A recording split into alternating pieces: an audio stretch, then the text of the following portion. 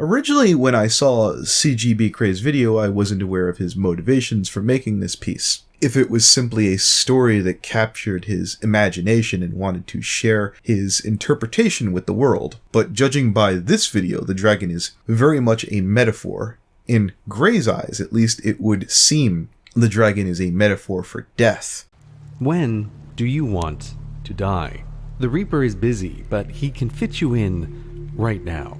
Too soon, later perhaps, future you will keep the appointment, old and with a life fully lived, perhaps ever so slightly bored and ready. Now you might think that, but when the appointment whippersnapper you sets comes, it is not in the future, because you don't live in the future. You always live in the now, and thus you always die now.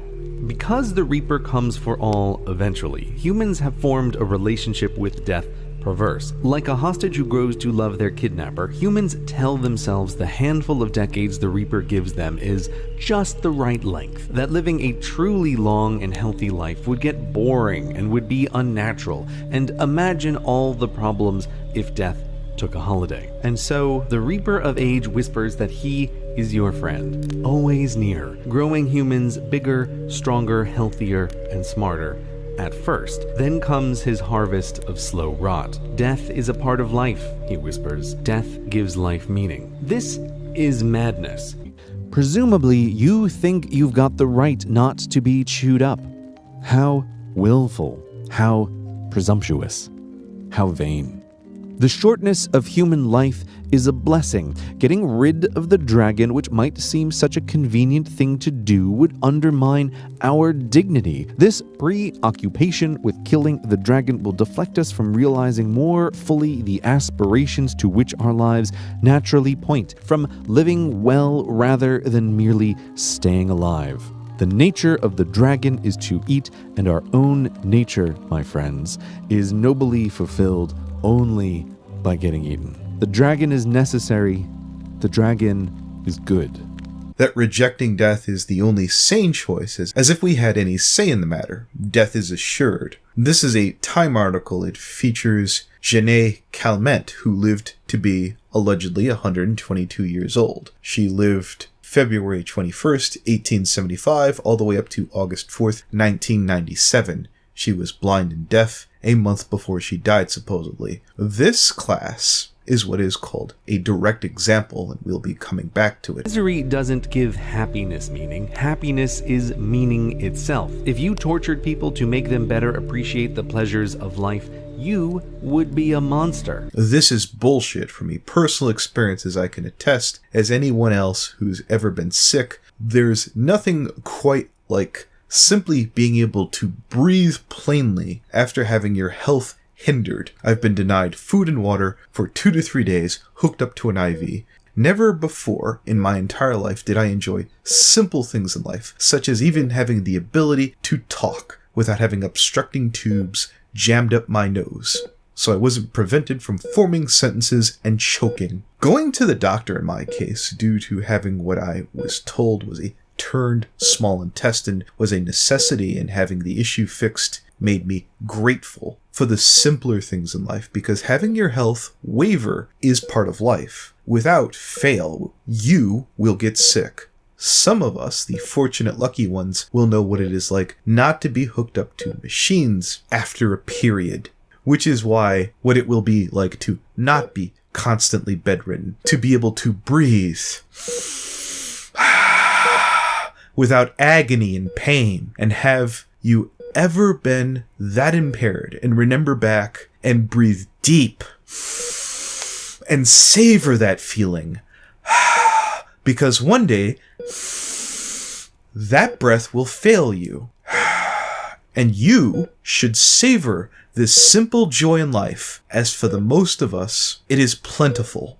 Would be a monster, just like this guy. No parent would ask the Reaper of Age to wrinkle their child's skin, weaken their bones, dim their vision and their minds, cripple them in 1,000 ways over decades to ultimately kill them, to give their life meaning. But what can you do? The world contains pain and death, and so your brain believes the sweet lies that the horrors you can't avoid are good for you. And while death is a part of life, cholera was a part of life until humans developed wells and sewers to separate water from. So Grey CGP talks about the lies that we tell ourselves for the improvement of life, that pain is unnecessary. And I can think of two good examples I can think of. Building muscle and personal fitness require pain. There may come a day where improving our physiques and altering them will no longer follow a traditional format. I can concede that that is possible. To be pedantic, you could graft artificial muscle onto one's body, though it would probably not be functional, at least at this point in time. However, while this is hypothetically possible, these are still pipe dreams at this moment. CGP Grey offers in the video have not happened yet.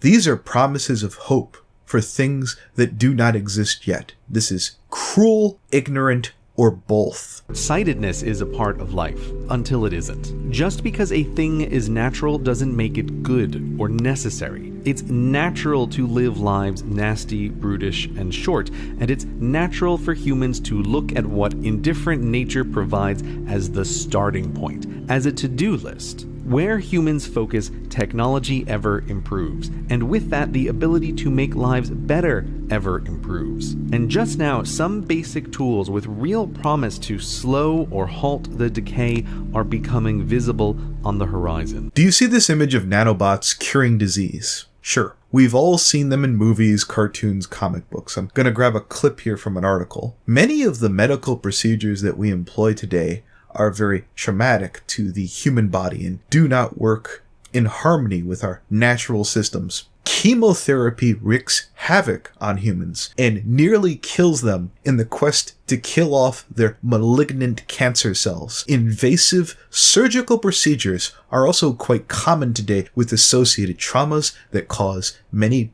patients to die on the operating table, whether they survive or heal. Nanobots are small that can actually interact on the same levels as bacteria and viruses. So they are capable of building with the very particulars of our bodies, atoms, and molecules. The ideal nanobot has not yet been fully realized, but when this microscopic robot makes its inevitable debut, it will be hailed as a lifesaver by the world of medicine. And there you have it. For any of you technophiles out there and early adapters, whether it be ray tracing, or your brand new graphics cards, or your VR headsets. Remember when PC companies would try and sell that laptops could be the new desktops, or tablets could be the new laptops, or iPhones could increase and match and so forth, and things could grow in more and more power. And each time technology would shrink, and the amount of money and the diminishing returns you would get due to size and limitations of technology. As any computer user will tell you, as tech gets smaller and smaller, the price and the ability to deliver at acceptable levels goes down. In today's modern society, our banks are run by computers, our TVs are run by computers, our credit cards are run by computers. Have you ever had a service that required banking, TV, or credit card, and simply it was made unavailable due to a technological hiccup that wasn't present before? I'm not suggesting things aren't better now, but one need look no further than, say, a Linus Tech Tips video on early adapting technology to see all the problems and costs when these are far less important matters than, say, such as life being on the line, and how often technology has a nasty habit for early adaptation to just simply not work and go wrong and crap out. This is the question. Just how strong is the Reaper of Age? With enough time and attention, can humans craft these basic tools into shields and swords to keep him at bay? Possibly indefinitely? Perhaps. And if so, the first immortal generation may be alive today. A generation that lives a healthy adulthood as long as they wish to. But to make that happen, brains need to be cleared of the millennia of death acceptance. Death is not a solution to future problems imagined. Faced with the changes longer lives will bring, humans will not miss the Reaper and construct one to solve their problem. This is the stupidest thing I have ever seen in my entire life. Barring pain, I won't go into specifics in the amount, but I feel that most people, comment down below, most people wish to continue to live. Even the most pious of men and women are less and less in a rush to solve the eternal mystery firsthand. One has friends, family, and all the earthly delights of food, drink, technology, so forth and so on. Again, people who are not in pain, mental, physical, are cool to keep on trucking, and the people seeking death have hit some roadblock to enjoyment that is beyond their reach. There are tons of reasons for this naturally, but CGP Grey is acting as if we worship death. It is insulting to assume that people are willing to hand off their loved ones as tribute to death. I suspect if people could steal years of life off of one another, they would. Even if it meant doing the cruelest, most unthinkable acts that you could imagine, I think you would all be surprised what people would truly do to stay alive. And to suggest that we as a people don't possess the cognitive thought to desire to continue to live is, again, either idiotic or disingenuous. Just as with our larger cities, we don't remix the water to bring back cholera. Humans must discard the learned helplessness the Reaper and their own brains have imposed on them, to instead see the rot and decay not as natural and inevitable, but as a degenerative disease to be attacked like all the others, as the degenerative disease that affects 100% of the population. Let's simplify this. This is the SciShow, and the episode is called Why We Haven't Cured Cancer. Society, between 1/3 and 1/2 of the people in the United States will develop some form of cancer in their lifetimes. So scientists, doctors, and the many organizations that fund their research are what you would call motivated to find a cure. But they haven't found one, if you hadn't heard. Plenty of drugs and treatments have been tested, but they often don't seem to work. One person can take a cancer drug and get better, but another person with the same type of cancer can take the same drug and not get better. So after billions of dollars and decades of research, why haven't we cured cancer? Well, the better question is, why do we keep talking about the cure for cancer? If every tumor worked the same, we would probably by now have that magic bullet that we need. The trouble is, cancers may look the same on the outside, but each one develops differently in their own way. And that's just fucking cancer. So let me tell you, the real fable, the real myth, is that one day, in our lifetimes, we will have the technology to have robots too tiny for the eye to see when we can't even fucking get VR worth a dick. Yes, sir. You are on some magical fucking bullshit. But hey, if you don't want to take my word, that 122-year-old woman that died back in 1997, that was 20 years ago. How many of you have ever met anyone who was 122? How about 115? Have you ever talked to anyone who was 110 where you thought to yourself, yeah, I'm prepared to eat healthy to this extent and live this way to make it this far down the road? I'm not telling you that you have to agree with me, but naturally, again, my comments section is open down below. That affects 100% of the population and is a source of misery untold. Misery not in your distant future, but in your now. And how soon we start the project of focusing our attention and shaping our tools against the Reaper matters. For the difference of but a day might determine what side of the future chasm you find yourself on, journeying forever forward or falling backward into the abyss. Is it too late for you? We probably won't win the war against death because death is all-powerful, but we might be able to win the battle against the next best thing, aging itself. And here we are, like all great charlatans and hucksters. The goalpost has already been moved. It is true, we will never be able to cure a fatal stab wound or a headshot, or at least with any frequency to keep up with the tech to create ways for man to take another man's life. But the message, I think, that we're meant to take away here is natural death is death not created by man or woman. This is the second half to this first video here. Why age? Should we end aging forever? One of the unfortunate downsides not mentioned in this video, spoilers, if we did defeat disease and aging, how violent would the world become with less and less resources and ultimately space? Imagine a world where the Kim Jong-uns of the world never died. Forgive my laziness with only one example, but there are a lot of terrible people I think that we all know, and why we might not agree with who we want to keep and who we want to discard. Let's just imagine an immortal John McCain or a Ruth Bader Ginsburg, or insert whatever politician you do not like. The people you wouldn't want to live longer would likely be the first people to get such treatments. If you had to choose right now, how long would you want to live? 80 years? 90? 120? Longer? And do you think you'll change your mind once you reach that age? 50,000 years ago, most humans died very young. As we learned how to use the resources around us to treat ourselves, this got better and better. Today, humans are living longer and healthier lives than ever before. But this has an unforeseen consequence. We spend an ever-increasing part of our lives being sick and in need of care. Most of us will die in a hospital bed, which is depressing enough by itself, but we also have to witness the same happening to our loved ones. Except, maybe, we can stop this forever.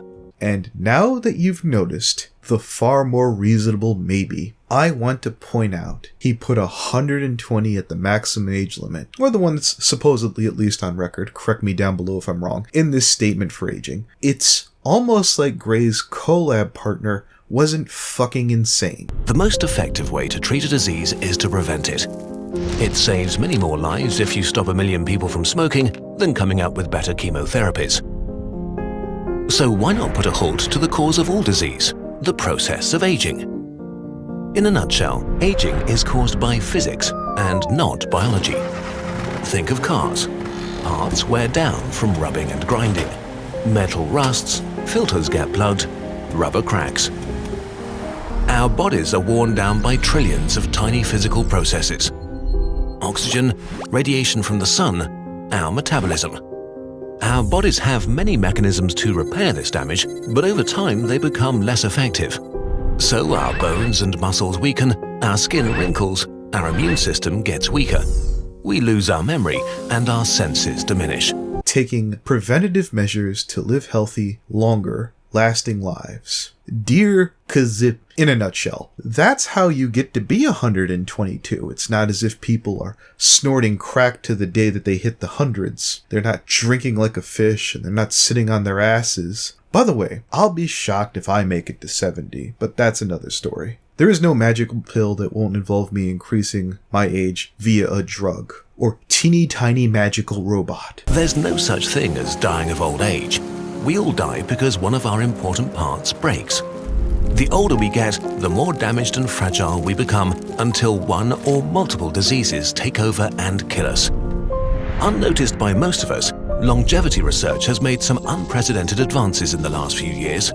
For the first time, we're starting to understand the mechanisms behind aging and how to manipulate them. And yet, in this video, there's no example of anyone in recent times beating that 122-year-old record. So, as far as hard cold facts go, this reminds me of what's called unattainable moral presets. This is about as autistic as anarch-capitalists and their precious NAP.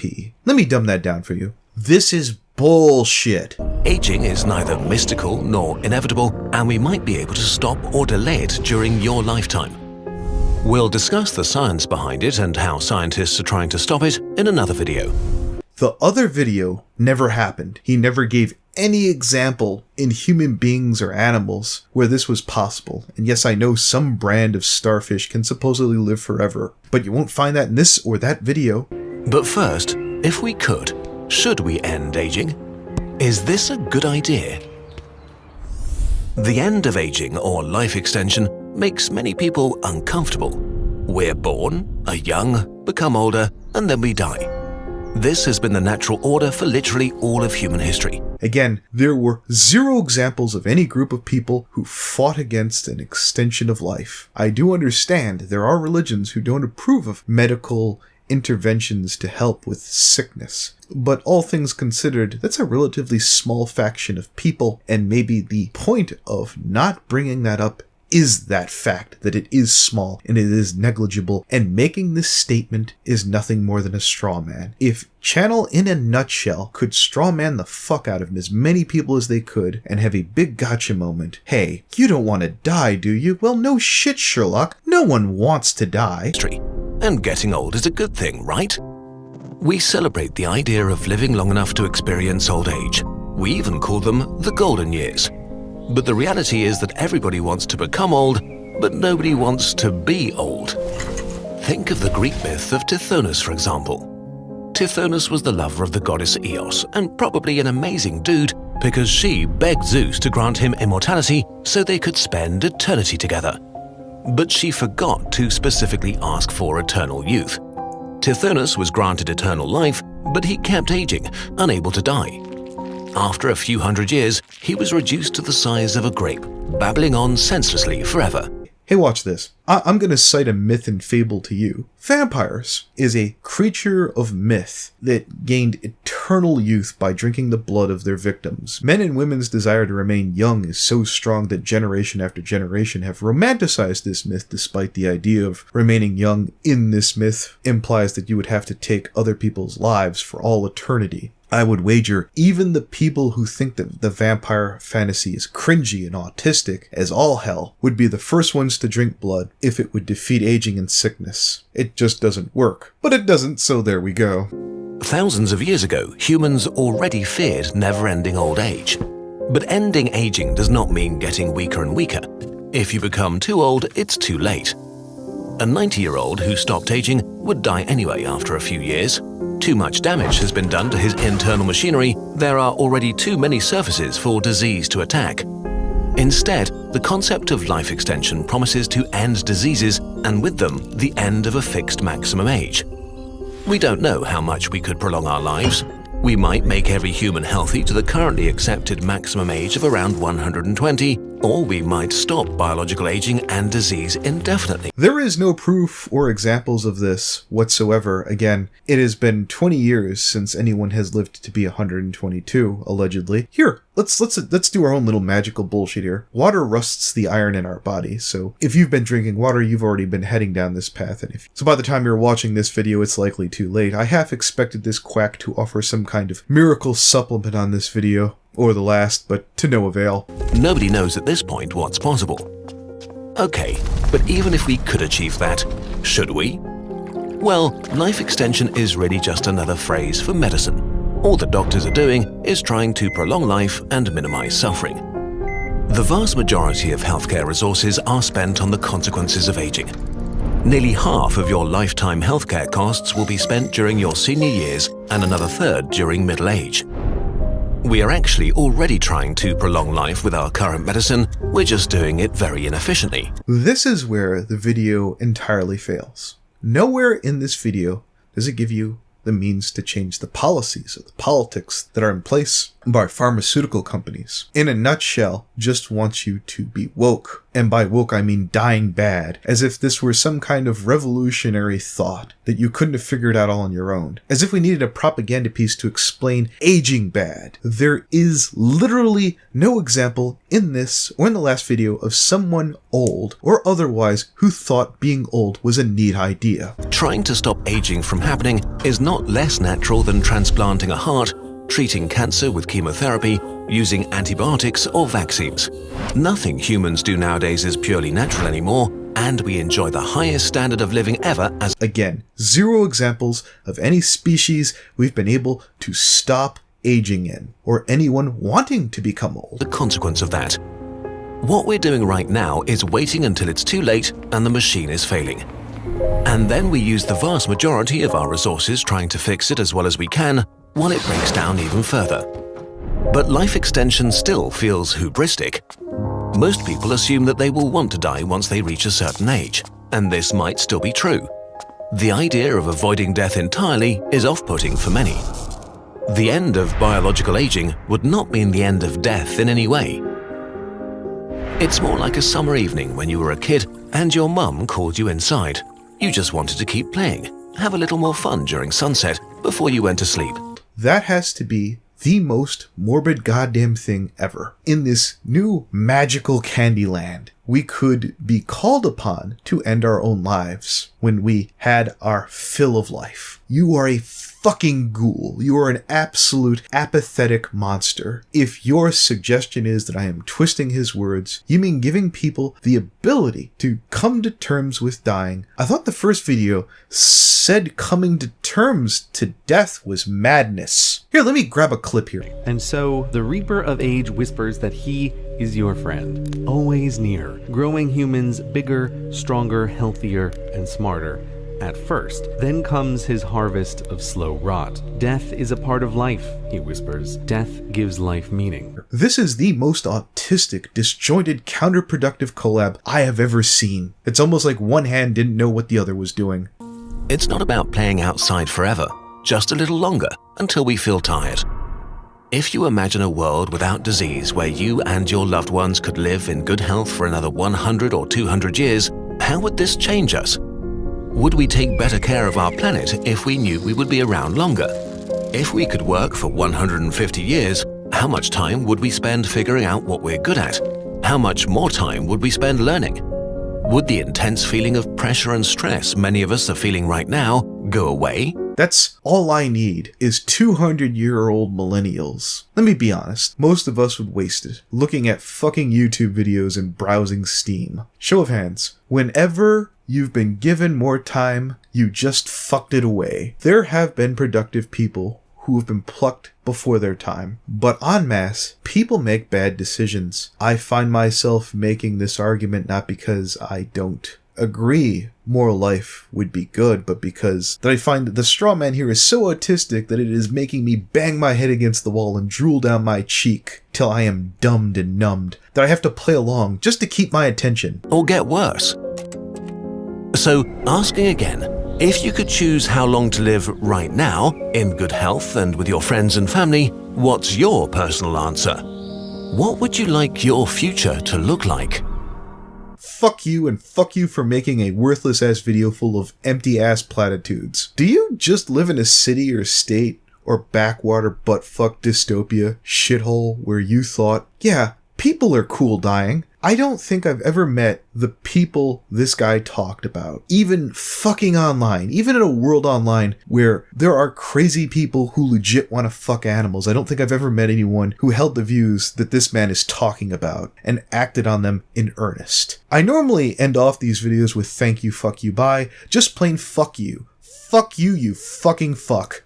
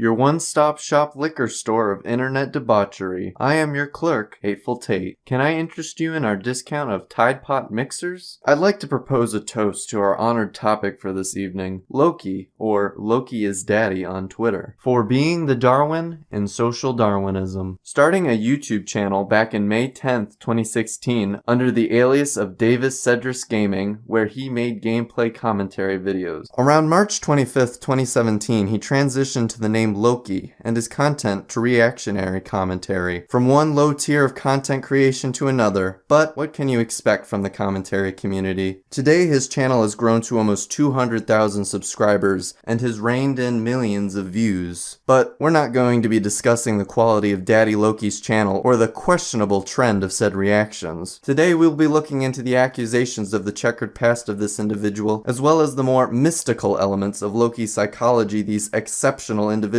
have to say about him.